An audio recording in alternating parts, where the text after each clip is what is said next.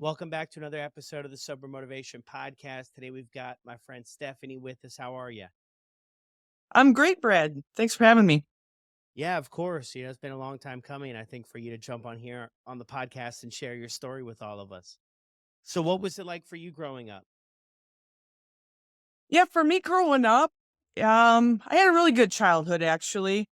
I'm the youngest out of 5 girls. I grew up in central Wisconsin and I still live in central Wisconsin. I'm 43 years old. My parents were great. I was really close to my father growing up. We did a lot of stuff together like fishing. We had a lot of bonfires together. He was my best friend really when I was growing up. I kind of grew up in the middle of nowhere. All my sisters were a lot older than me, so it was kinda just he was my buddy when I was real little, and my mom I was close to as well. She was a good mom. But we always had alcohol in our family where I was very exposed to it very young. My dad was an alcoholic, and one of my older sisters is an alcoholic too. And probably when I was in grade school, my dad really didn't drink. Probably didn't start drinking until I got back into middle school, and that's because he took up a habit of winemaking. So that kinda got his foot back into the door where, he was making wine, and of course, he started sampling it, and then he started kinda going down that path again. So when I was really young, I was very much exposed to alcohol. I helped him with, making his wine. I would sample his wine with him, stuff like that. My mom really didn't drink much at all. It was really my father, drank quite a bit, but he was a great dad and, you know, was really close to him basically. Yeah. Wow, that's a busy household though. Five of you there, and Wisconsin too. I mean, this is what I've heard, right? I've never been to Wisconsin before.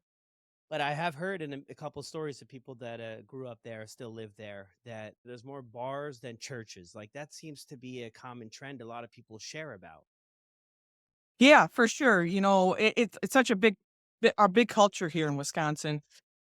Yeah, like you said, you can go drive through a small town and, you can blink and you're through it, but you've already passed like 2 bars in a church, like you said.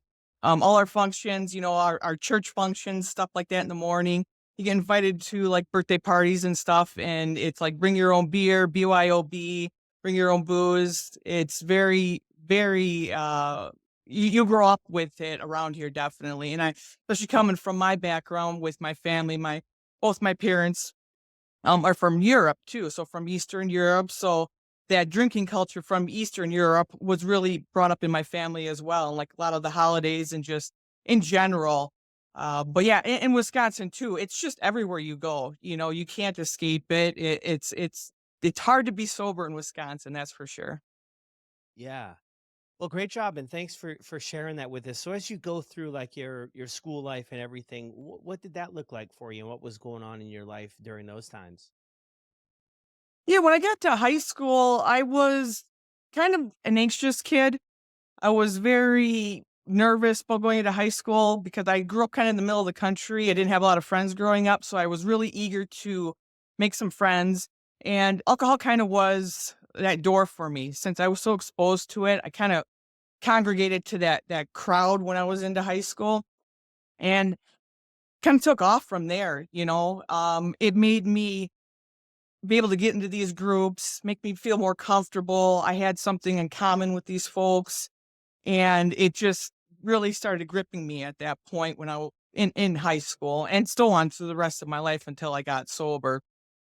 So yeah, it really helped with my anxiousness and my anxiety to try to fit in. I used it as a crutch basically to kind of get through those younger years of my life. And at the time I didn't really think it was a problem or anything. You're young. You just think it's a phase. You don't think, you're just having a good time and whatnot. But I really started early on, drinking and partying and then eventually getting into some drugs and stuff like that. So yeah, high school was a blur because I started very early, freshman, sophomore year, and so on. Even I did a little bit of college afterwards, technical college, and that's kind of when I started getting into like maybe cocaine and some pills and pain pills and stuff like that, where I was really leaning on. the drugs and alcohol to kinda it just kinda engulfed me, it just became part of my life, it was my environment. It, it consumed me basically. Yeah, 100%.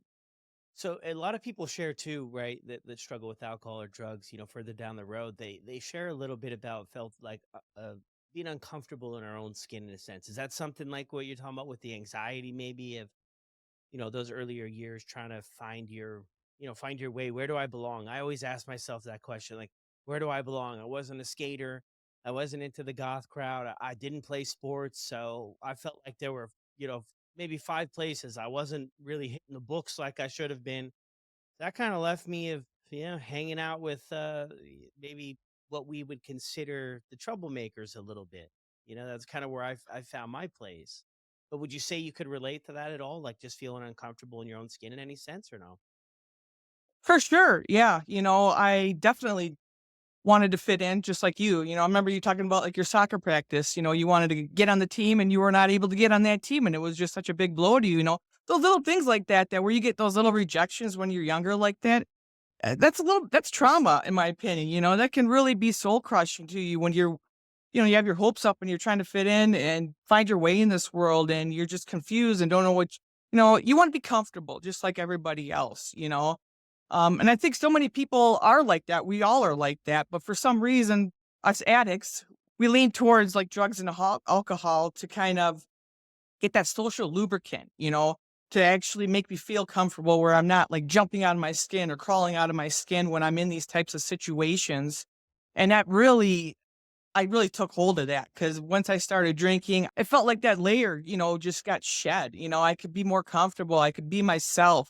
I felt more accepted. I wasn't like in my head so much, where you're thinking everybody's judging you. It really just shed all those types of fears and those types of layers that really are difficult when you're an adolescent and and and in high school. So yeah, it definitely uh, leaned on that to make me more comfortable around those situations.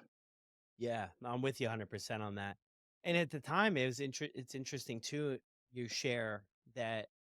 I mean, we just have no idea when we first get into this, right? Where it's going to end up. I mean, none of us know what the future holds. Like I remember, I had some buddies, and but we drank and partied the same. But when it was time to go to college or was time to graduate college, like they seemed to just turn the switch off. Like, well, that was good. We had fun.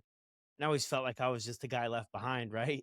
The guy who moved back home after school and everything else, and just couldn't seem to get that switch turned off. And it was a really confusing point in my life to why could they be able to change things. And I think when I look back now, I mean, we were drinking for different reasons. For me, it was good, it was fun, but then it felt like it was necessary to be able to fit in and keep it going. And then also I assumed the identity of like the party guy.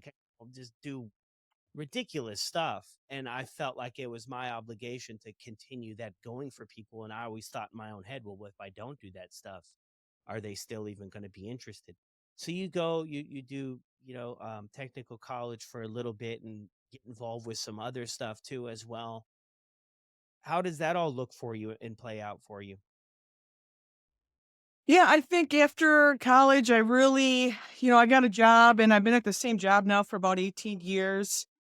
And I was really, in my eyes, I was a functioning alcoholic the last couple decades. I was able to work, obviously not to my fullest potential because I was hungover every day, but I drank every day. I mean, I could count on my one hand in the last 20 years before I got sober, the amount of days that I actually did not drink. So I was an extremely heavy drinker. I would go to the bars every single day. I love to socialize, shake for dice or shake for dollars, shake for shots, play some pool. That was my scene. And if like you said, some people can turn that off. They can go to the bar, or just have one drink or just have a couple drinks. I was not that way. I went to the bar and one drink that's unheard of. There was no one drink for me and you, Brad. We always wanted as many as we possibly can have. So I drank heavily at the bars and when I came home, I didn't shut it off either. I also became a drinker by myself at home, just sitting on my couch. And I started with like beer and I tried to Looking back on it now, I probably tried to quit so many times because I switched from beer and then I went to wine thinking maybe that if I drink wine now, I'll drink less at home. Well, then now I'm drinking 1 to 2 bottles a night of wine on top of all what I drink already during the day. So then, okay, maybe then I switch to, like, liquor. Maybe if I switch to the hard stuff, I won't need to drink as much to satisfy whatever it is that I needed to satisfy at that time, and that didn't work either. Then I was still that got even got worse. So I mean, I just my whole life was just drinking, really. When I look back on it now, I worked and I had a lot of fun and I did all my family life and stuff. Luckily, I didn't lose a lot of friendships or anything like that. I wasn't like a destructive drunk. I didn't go out and lose jobs or end up in jail. I did end up getting up one DUI, which kind of rattled me. It rattled me for a little bit, for a couple weeks. But then I just went to the bar closer to home. So then I could like walk home. I was always trying. As far as I can remember, I think, like, when I was in my early 20s, when I was in college, I knew I had a problem deep down in me. I absolutely knew it, but I just buried it. I didn't wanna deal with it. I thought it was a phase, and then just time gets away from you and then you just get into this type of lifestyle and environment where that's all you're focused on every day. You wake up hungover, you wake up feeling like crap, and then you're thinking about, well, I need to have a drink. So then you go get that other drink, and then you're drunk, and then you come home and you drink some more. And then it's just this vicious cycle you get caught up in. And it's absolutely terrifying how quickly it can happen.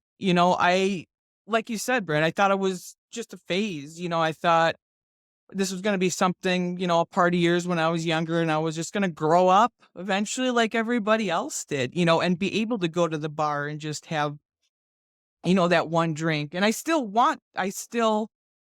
admit, I still want to be that person to be able to go to the bar and have that one drink. I would love to. I would love to go to dinner with my family or a friend and just have one drink or two, and then go home and be fine with it.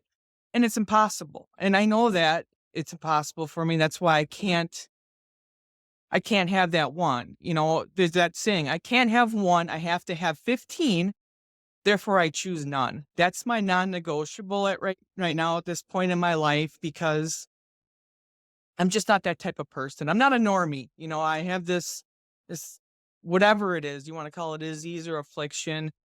Um, but it's hard. It's hard, but I'm here, 1,000 days sober today, so, which is pretty cool. I've made it this far, and, I don't plan on slowing down anytime soon. Yeah, and that is incredible that the day you booked for us to do this was 1,000 days for you. So that's incredible in itself. So going back a little bit though, you mentioned something that was interesting to me about, early on in your maybe early 20s, I think you said there that you knew at some level that you had a problem. I mean, what does that look and feel like for somebody in their early 20s to think, to have those thoughts or those feelings? Yeah, I think for me, when I was thinking that, like I said, I just thought it was a phase. I thought I was gonna grow out of it, and that eventually I would just grow up and move on with my life and not drink as much. I didn't think I had I knew I had a problem, but I didn't think I had that kind of a problem. I just thought I drank too much but not like alcohol had this grip on me where I could not stop and I needed it to basically function and survive. It was like a survival mechanism for me at that point. Um, so yeah, it was hard and then I just buried it. I just buried it. I drowned it with more alcohol because I just didn't think I would end up like my father that had a problem. I didn't think I would end up like my sister. You think you're different. You think it's just going to be something that you're going to eventually kick Yeah. and be able to be someone that can just walk around and have a couple every now and then or whatever, or not at all and just be fine with it and not have it as a struggle it is sometimes. So yeah, it's something that I just buried. I just figured it'll something that'll pass, but then time gets away from you and before you know it, you're really deep into it. Yeah, and then a lot more challenges come up about how to get out of the cycle and how to move into sobriety. I mean, if you can remember, when did sort of shame, if that's part of your story, feeling shame about drinking enter the picture? Shame and yeah, shame and guilt and resentment and all that.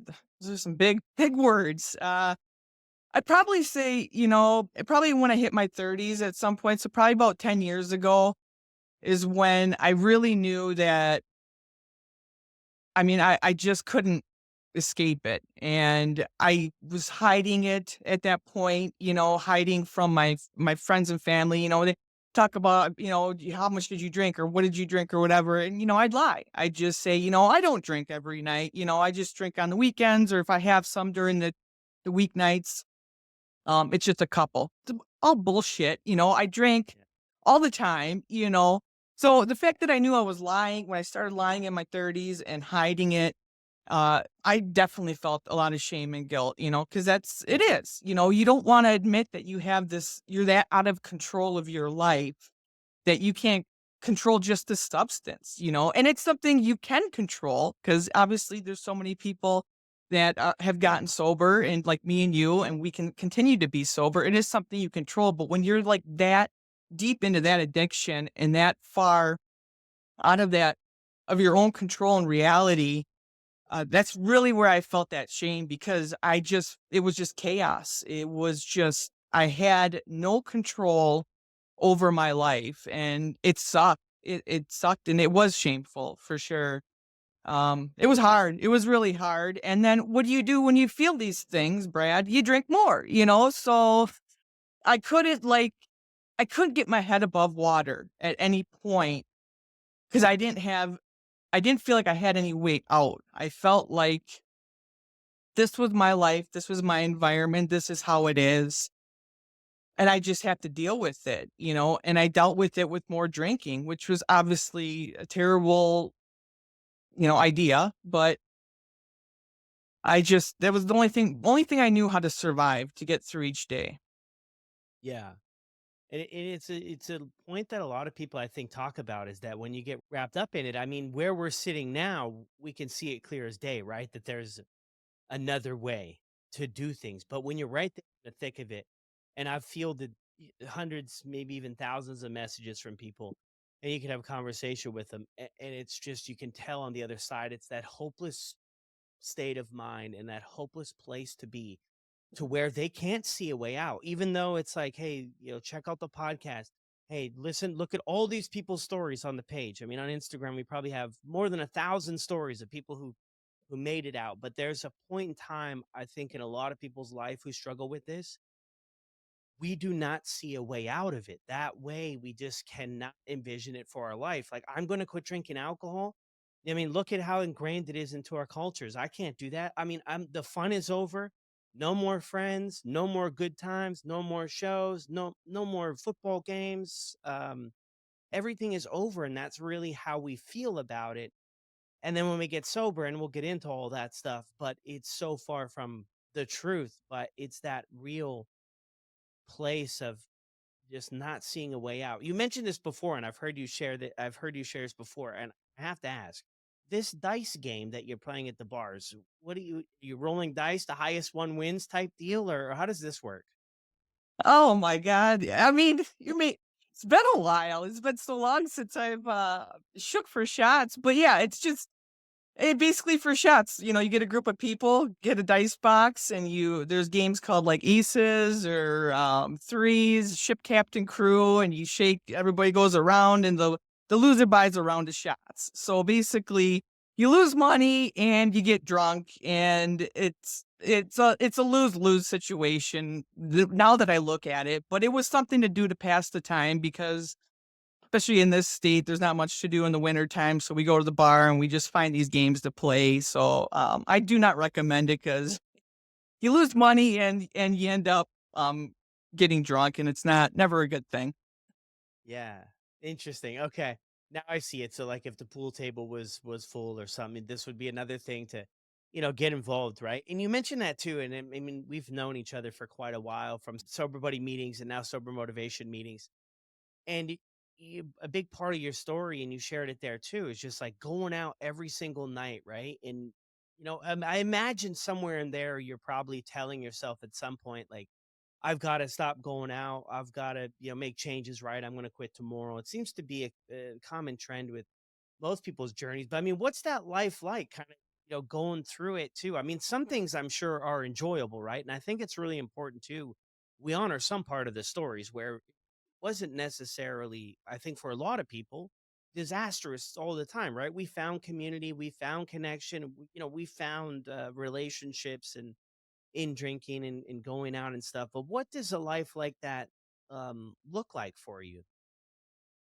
Yeah, and like you said, I had a great time too, Brad. I mean, it wasn't all terrible, I thought I did enjoy the company of the people that I went with, hung out in the bars with, and formed a lot of relationships and friendships out of it. We went to, like, brewer games and stuff like that, and other events and concerts and stuff like that. So, it wasn't all terrible, but it was just hard, I know deep down inside I wanted a different life, and I just couldn't get out of it. Like you said, like, I think you brought up this in one of the meetings this week. If you ask me, I keep doing this over and over again, right? Keep going out every day, keep going to the bar, keep drinking, and I feel terrible the next day, and I feel shameful and whatnot. And I wish I had a better life, a better way out of it. And it's like you asking me, why do you always choose the hard road?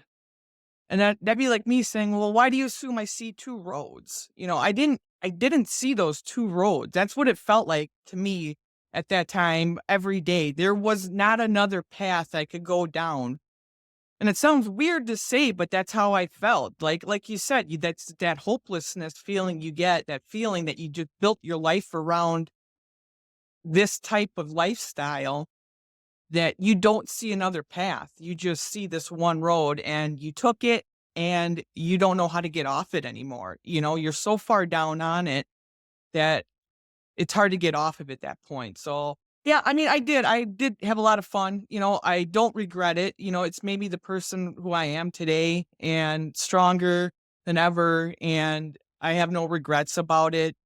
Um, but yeah, it was tough. It was tough and fun at both the same time, like you said. Yeah. And I think too, over time, right? Like it decreases, right? The percentage. So just to guess here, 20% disastrous type stuff, and then maybe 80% of it is enjoyable to begin with. And then I feel like over time, the longer we stay in the game kind of deal, that percentage creeps together. And then, the scales tip at some point to where it becomes more chaos in just really, and also that intuition, right? And then some people say gut feeling.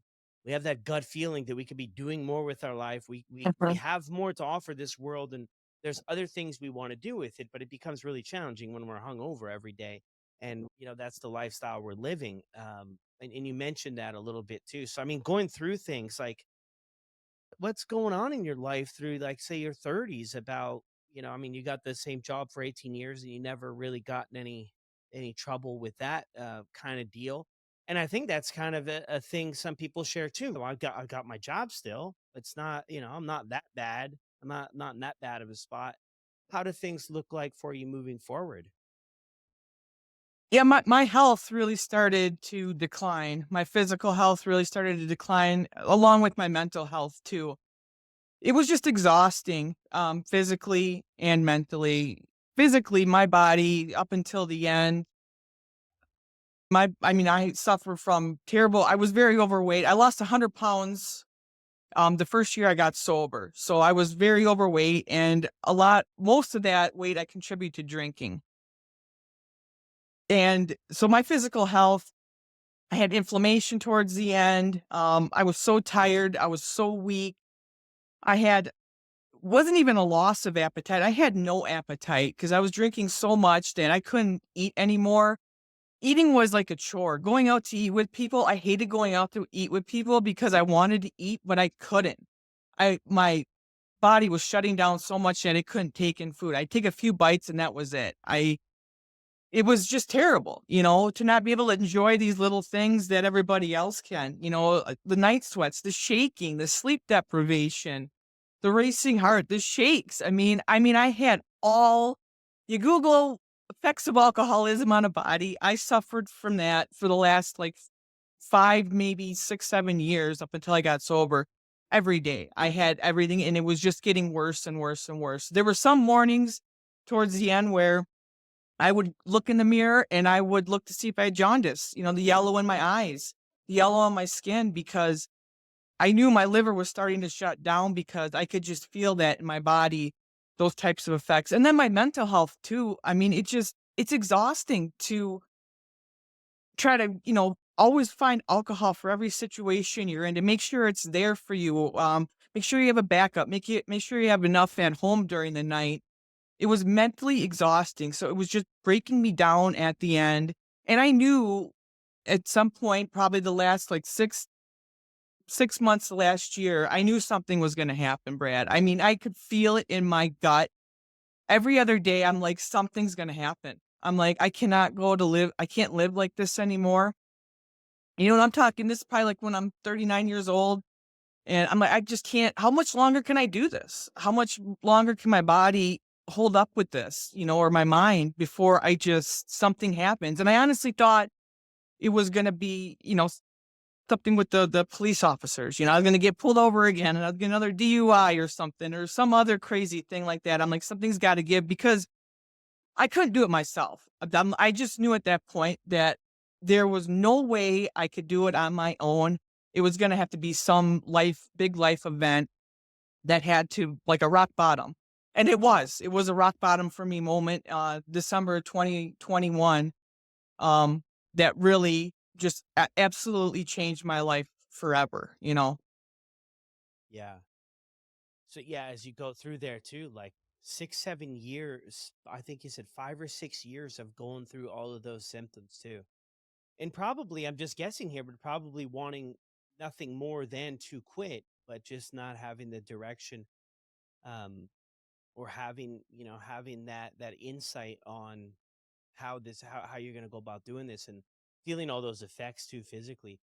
Yeah, I mean, I'll never forget that stuff. I mean, you're just in a constant anxious state for absolutely no reason. I mean, not for no reason, but now, like in a sober life, if I'm feeling anxiety, I can shit up to something that's in my life, right? And when it comes to the drinking, it's just that constant anxiety of heart racing, worrying about. I would go to bed some nights and I would just have the last thought I would have before I just kind of went to sleep was like, I don't know if I'm gonna wake up in the morning. And it was scary, but it's like when you're in that, you don't, like you mentioned earlier, you just don't see a way out of it. And it's like I wouldn't say I was like okay with that, but I just kind of accepted that as my life, which was like is such a terrifying place to be. And you bring up the mental health aspect of things too. I mean, I think for anybody who's drinking, drinking too much, it takes a heavy, heavy hit. Um, so what happens on December 20th? Yeah, yeah, December 2021 it was. I ended up going to the Twin Cities for Christmas with my family, small family gathering, and the week prior, that whole week up until that point, I drank extremely heavy. I had, the whole entire week off of work, so I was even hitting the bottle even way worse than I normally do. I just remember going to the bar every single day and just hitting it hard. So that whole week I was drinking extremely, extremely heavy. And when we got to St. Paul in the Twin Cities, it was just a normal day. We had a couple drinks for lunch. I didn't really drink heavy that day. In the evening, my family, we had dinner reservations to a place to go out to eat.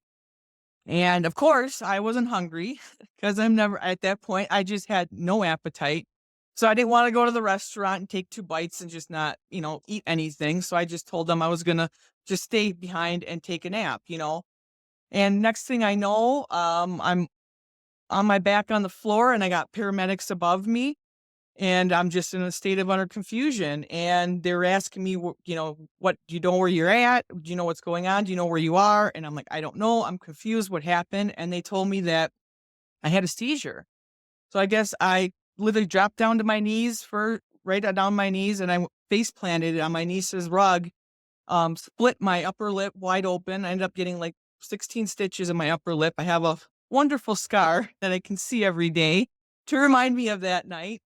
But then I started seizing right there on the floor, and I was very confused. I didn't know what was going on. They told me that, and I remember turning to my sister and brother-in-law that were there, and they just had this look of utter, uh, care, like, I can't even imagine the last, minutes, how many minutes I was out, convulsing on this floor, what I just put them through, and it was scary. It's one of those images that's, like, burned in your brain, you don't forget that what you put someone you love so much, that kind of expression you see on their faces, it's hard.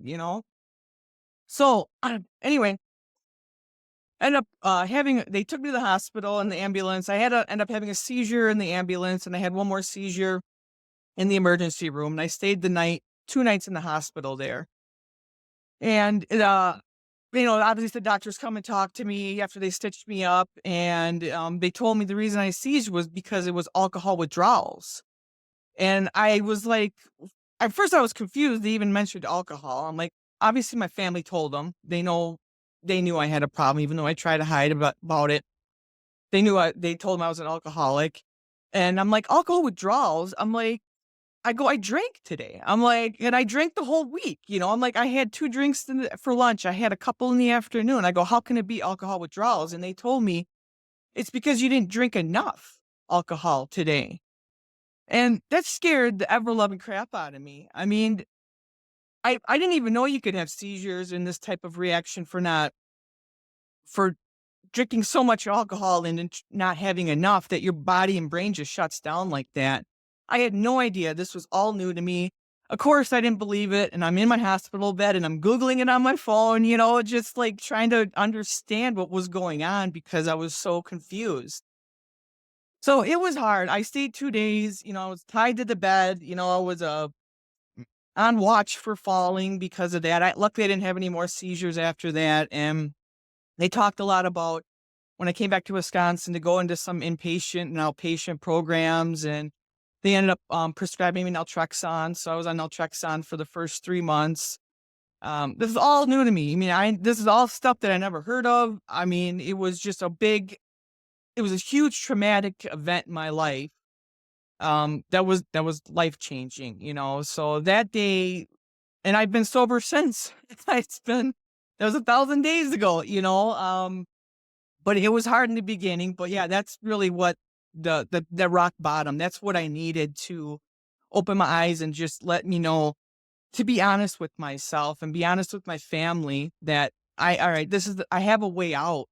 I see that there's support now. There are options. There are people that love me and that want to support me and want to see me succeed in life. And I want to see myself succeed. Once you start getting a few days of sobriety in you, um, the clarity started coming, and it just kind of took off from there. Not right away, um, but yeah, that was the moment that really changed my life and set me on a new trajectory. Yeah. Wow. Great job. 1,000 days too. We mentioned that earlier, which is incredible. Just leading up to that event too, because you mentioned to your family they had an idea, that you were struggling with alcohol and stuff too. Was there anybody mentioned to you like try to quit over the years? Conversations like that? No, no, they didn't really mention it to me, but I think that's kind of a lot with my family history. Like my father's alcoholism, and one of my older sisters, her addiction, and she was one of the types of alcoholics that was just a tornado. When she went on binges, I mean, she destroyed everything in her life. She lost jobs, she lost relationships. And so as far back as I was little, my father and her battling their alcoholism in our family, was always around. It was always talked about. So I think my family gave me space by the time when I got old, because I'm the youngest out of 5 girls. So by the time I got, a little bit older and they realized that I had a problem, I think they realized that they can't force me, to get sober, because they know they couldn't force my father, they couldn't force my sister, so I think they knew to give me that space, and I'm very thankful because I think if they would have mentioned it to me, I would have got very defensive. I wasn't ready to admit it. up until that day, I don't think I was ready to admit it. Even though deep down inside I wanted to, I just couldn't do it. It was that shame, it was that guilt, it was all those things that you bury that you don't wanna acknowledge that you're a failure, you can't control your life, you're that out of control. So they didn't bring it up to me, they gave me that space, but, afterwards, of course, they told me, "Yeah, we knew, we knew about it the whole time," but I'm glad that they didn't because I would have definitely pushed back. I wasn't ready, I had to be ready for myself and do it myself in my time, and I'm so thankful that they were around when I had those seizures because, I mean, that coulda happened right in my house when I was alone driving a car. I'm extremely blessed and fortunate that they were around for that when that incident happened because I could have bled out, right here on my kitchen floor, so it's crazy how it just all aligned, and, they didn't push me, but they were there when I needed them the most in my life, and they've been lifting me up ever since. Yeah, that's so beautiful. So you have this moment too, right? It's so scary too, and I was even thinking that about the timing of everything and how it how it happened. It's not obviously anything that we want anybody to do or have to go through, but for the yeah, I mean, you could have been driving or so many different other situations that it could have went a lot of different ways. So you're there in that moment, and you've been doing this for decades, right? You've been drinking for decades at this point and you end up in the hospital. I mean, what was it about that? Did that just kind of make it real, or did you get some education or some different insight, or did an aha moment? Like, what about in that moment changed maybe your perspective on where you were in your life and that you had to put in the work to make a difference here? Yeah, I think it was the first day my sister visited me, and we talked a little bit when I was in the hospital, and she asked me straight up the question, "Are you an alcoholic?" And I told her no. My answer was no, and she just let it be. We talked a little bit more whenever went home or went back to my niece's house, came back the next day, obviously, to visit me, talked a little bit, and she said again, are you an alcoholic?" And I just remember feeling like my heart dropped, and I'm like, I have to admit it at this point. Obviously, this is my opportunity to become honest with myself and actually admit it and say it out loud. And I did. And I said, yes. And she asked me why I answered differently the day before. And I just said it was hard to admit. It's just hard to admit that, like I said, you lost control of your life like that. So that was honestly, my big moment where I know I can really go back to that point where that seed got planted in my brain, that finally getting honest with myself that I can have a different life if I choose. This is the first step, admitting you having a problem and accepting that I'm powerless over it. I am. I truly am powerless over it. So that was my first seed that got planted. And of course, it takes a while for it to grow, but that's what really got me going to think that I could actually choose a different life. And when I got out of the hospital, I was only going to be 3 weeks. I was only going to go on a break. I was only going to say, okay, I'm going to heal up my lip. I'm just going to take 3 weeks off. Uh, see what happens, try to slow down. I didn't want to give it up at that point still, but I did, but I didn't. You know what I mean? Like I knew in my gut I wanted to, but it's so hard to give up that life, Brad. Like you said, I built my life around it. It was my comfort, my comfortable blanket that I had all at all times with me, and it's to envision your life without something like that is absolutely terrifying. Your friendships, all your relationships, all the events, weddings you go to, barbecues you go to, anything, football seasons right now. I mean, alcohol is around everything, and for that to be removed from your life is absolutely terrifying. So initially, I was only going to take, a 3-week break, but then I got on that medication. I got on the medication right away, naltrexone, for the first 3 months. That really helped with the craving part, so I could at least focus on not having that craving part so much where I need to, have that drink, that was blocked Yeah. by that medication, and I could kinda actually, focus on different things. I'm like, going on online communities, going on Facebook and whatnot, and seeing that there's actually communities out there that support you, and there are other people that are out there that are living a sober life. I had no idea. I mean, I did and I didn't know. I didn't know there was such a huge community, a sober community out there of people recovering from my type of life that know what have I gone through and what have I been through and what I've been battling. It was incredibly eye opening and it just launched me into wanting more to find out more about it, get more knowledge on it. Like, okay, what's this person doing? Why, look at this person. They got 6 months sober. This person's got 5 years sober. You know, it was amazing to me. I'm like, I couldn't believe these people could do it because I didn't think I could do it, but obviously there are people out there doing it, you know? Yeah. So it was it was it was a quite an interesting start for me. Like I said, I didn't jump into it right away. It was a slow roll, but I got excited when I started seeing everybody else being able to do what I really wanted to do down inside for so long was to enjoy life, and not be um addicted to this substance every single day. Yeah. And it just ends up consuming so much of our time and energy. Like it's just you wake up thinking about drinking and then just go from there, right? And then it's like you mentioned there too, you got to make sure you have enough here, there, where am I going? What am I doing?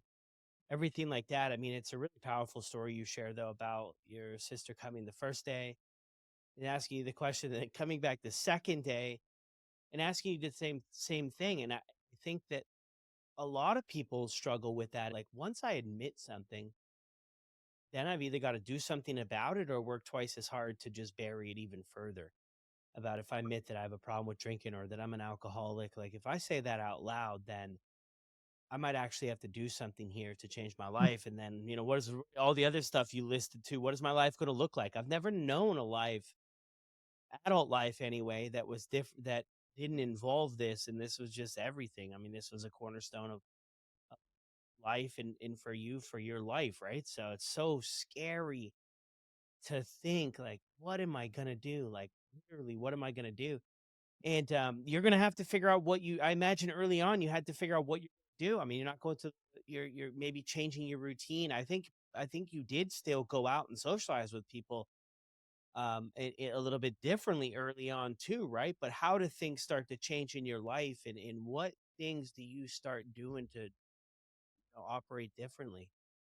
Yeah, so I still ended up going out to the bars and stuff, and I just wouldn't order a drink, I just have a cranberry soda and seltzer or whatever, because I couldn't, like I said, I couldn't envision my life anything different, because that was what I had, that's what I did all the time. But then I just started noticing, I'm like, I don't wanna be around these people that drink all the time anymore, and it took me about a year before I stopped really going to the bars and hanging out with those folks because I just didn't want that life anymore.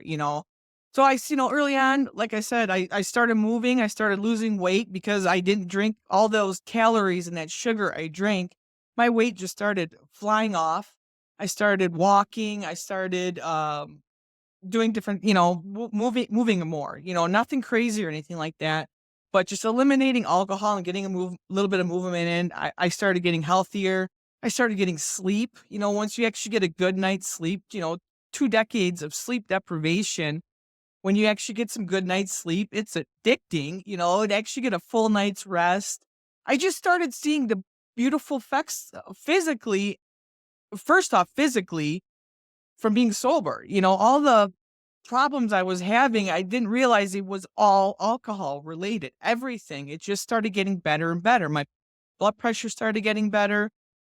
And then my mental health too, not being so physically or mentally exhausted by, like you said, trying to find a way to drink every day, trying to hide it, trying to make sure it's all I have my hand on that drink all the time. When you have your mind freed up, all that space you have, it's both scary, but it's also a free. You could do all these different things. And I just started like making lists of hobbies I used to like to do, some things I like to try.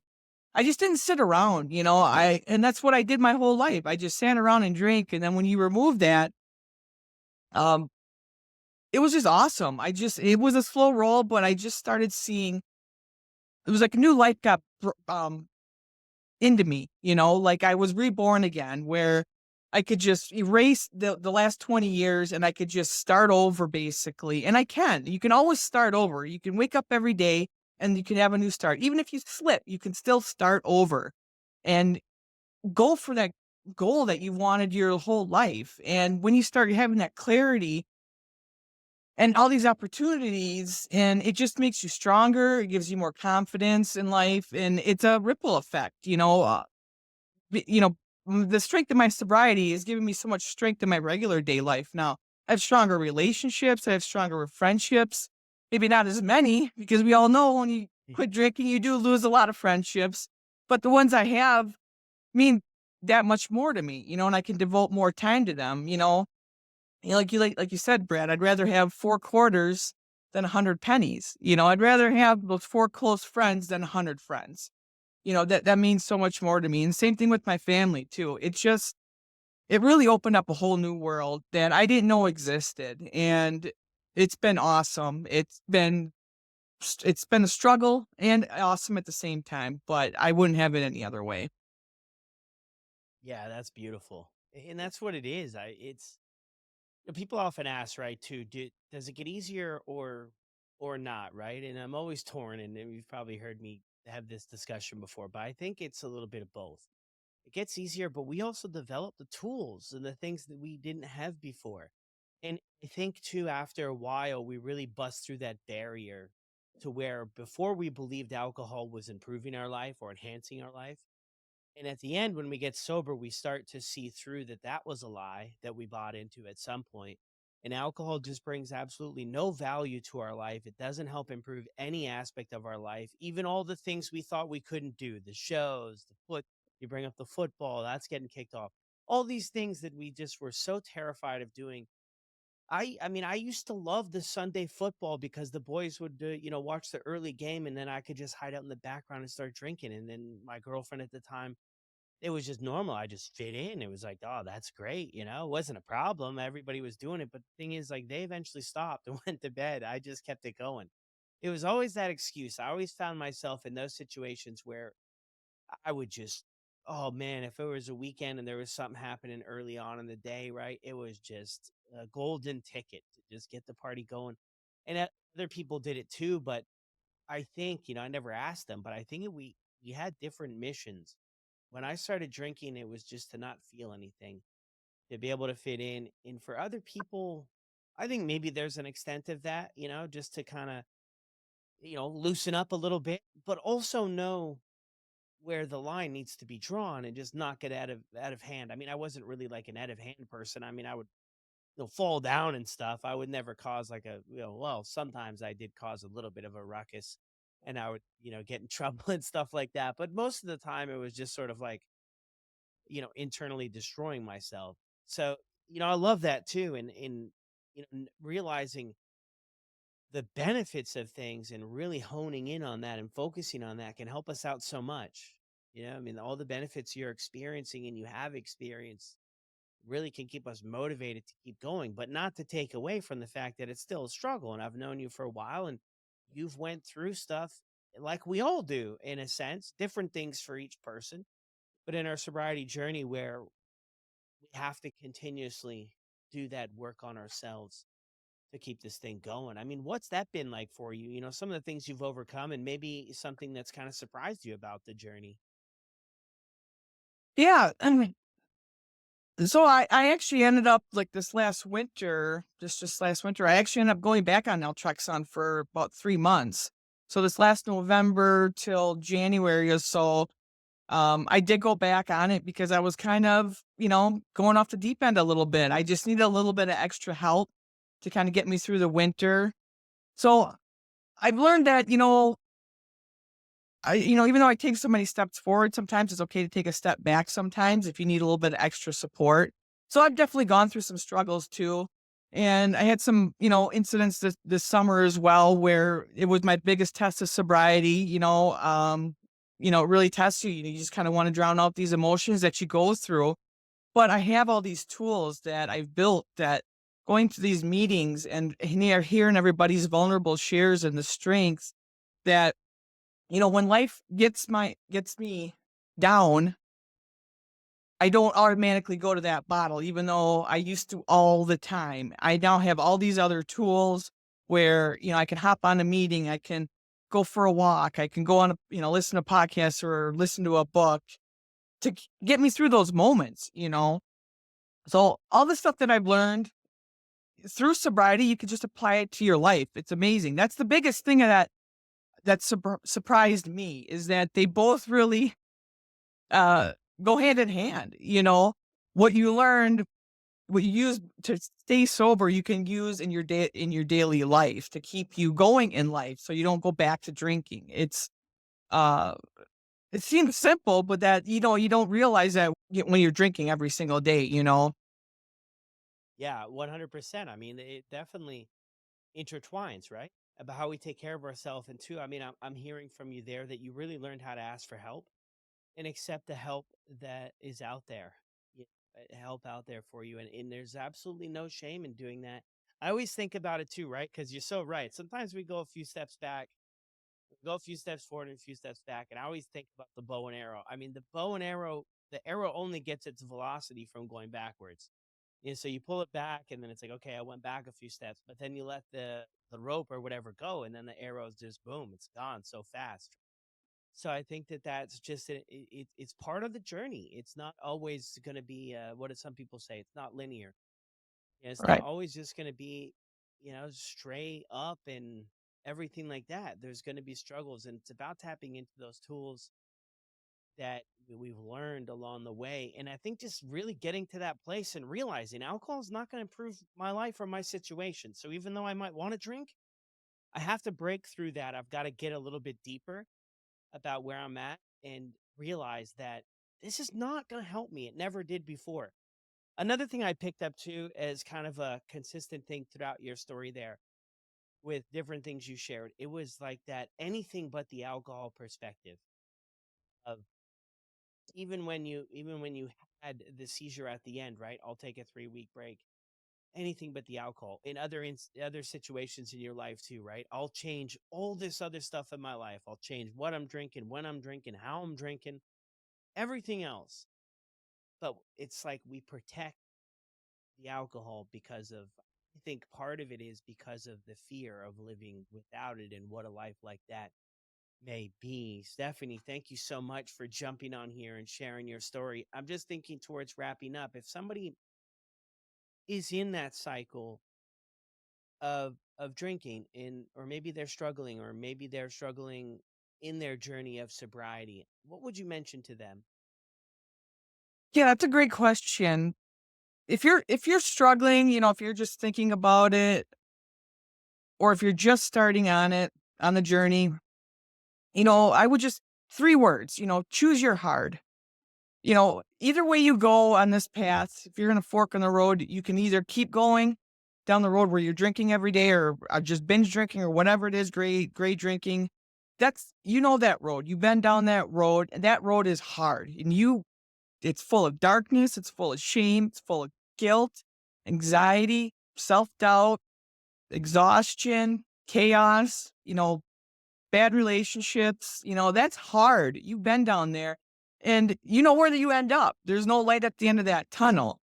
But if you go down that other path that's also hard, which is sobriety, and it's equally as hard, if not harder sometimes, you have the opportunity to grow at least. There is a light at that end of that tunnel or through that tunnel where you can grow and you can, learn some discipline, deal with your trauma, deal with your emotions, um, and rebuilding old relationships, adding new relationships, getting freedom from your mental circus that you've been playing with. Those, like you said, that cycle that you've been battling for however so long, you have that opportunity to go down that road, give you some freedom with that, some physical and health, mental health, some balance back into your life, some peace. That's another thing I never had is peace. Everything was chaos and anxiety all the time.